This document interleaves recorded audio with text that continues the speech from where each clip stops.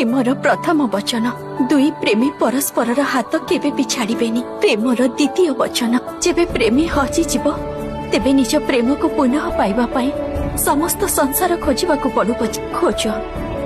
Premiere तृतीय वचन निज प्रेमींकर मन को प्रेम कर शरीर को नुह।